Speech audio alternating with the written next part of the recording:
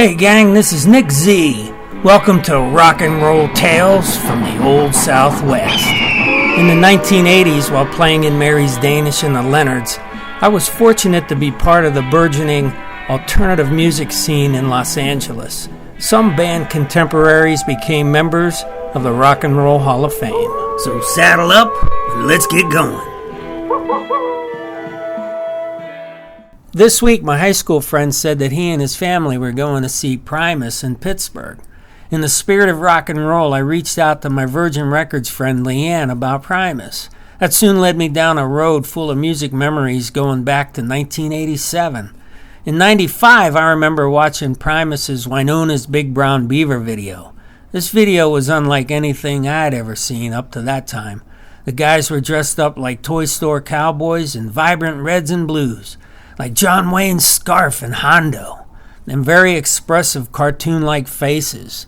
Within the first 10 seconds, Les belts out a yodel like Jimmy Rogers, Bill Monroe, and Mule Skinner Blues, Blue Yodel number 8, and a hopped-up Bakersfield sound solo in the second half. Their drumhead was Buck Naked and the Bare Bottom Boys. One of my first gigs was opening for Buck at Raji's in '87. They were rockabilly, a.k.a. pornobilly, with a wild stage show. What I remember was their hootin', hollerin', reverb guitars, and most importantly, the rhythm. They were based out of the Bay Area, and Buck, a.k.a. Philip Burry, had roots in Omaha. I'd have to say, looking back, that the hillbilly country influence, along with watching Hee Haw with my dad and his stories growing up in the Depression, was where my musical roots lie. L.A. was my musical home in mid-'80s, rock and roll with a strong hillbilly influence.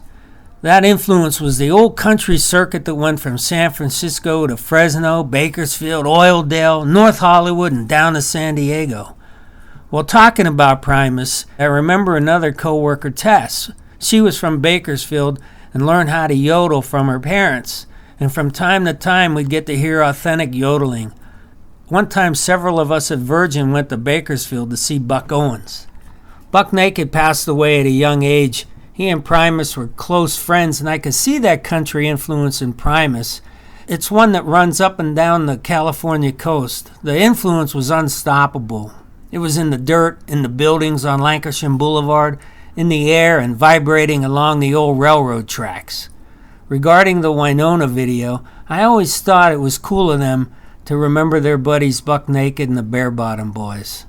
Thank you to the Primus family for looking out for my friends and making the Pittsburgh show one to remember. Join me again for more Nick Z's Rock and Roll Tales from the Old Southwest.